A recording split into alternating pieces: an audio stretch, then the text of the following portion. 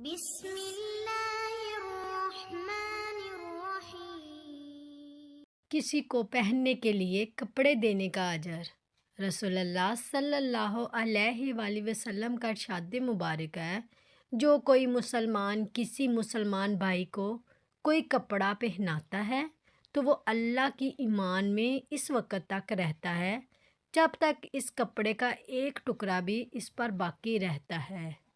نبی صلی اللہ علیہ وآلہ وسلم نے فرمایا، مومن مرد و عورت پر آزمائش اور مصیبتیں آتی رہتی ہیں، کبھی اس کی ذات پر تو کبھی اولاد پر اور کبھی مال پر، اور ہر آزمائش پر صبر کے نتیجے میں گناہ ڈھلتے رہتے ہیں، یہاں تک کہ جب وہ مر کر اللہ سے ملاقات کرتا ہے تو گناہوں سے بالکل صاف ہو جاتا ہے۔ دنیا کس قدر حقیر ہے۔ رسول اللہ صلی اللہ علیہ وآلہ وسلم نے فرمایا، حضرت جابر رضی اللہ تعالیٰ عنہ سے روایت ہے کہ رسول اللہ صلی اللہ علیہ وآلہ وسلم ایک چھوٹے کانوں والے مردار بچے کے پاس سے گزرے تو آپ صلی اللہ علیہ وآلہ وسلم نے فرمایا، تم میں سے کون اسے 1 درہم میں لینا پسند کرے گا؟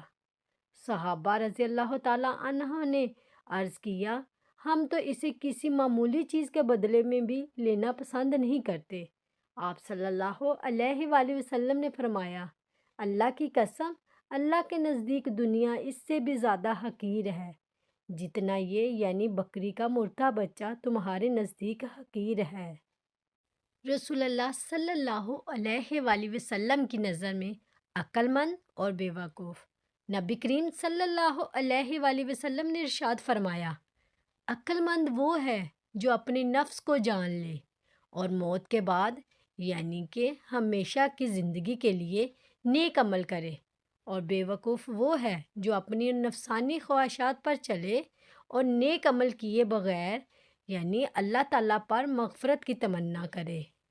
رسول اللہ صلی اللہ علیہ وآلہ وسلم نے ارشاد فرمایا، سب سے بڑھ کر سود یہ ہے کہ کسی مسلمان کو شرمندہ اور بے عزت کرنے کے لیے زبان درازی کی جائے۔ شہرت پسند اور کا شخص کا انجام۔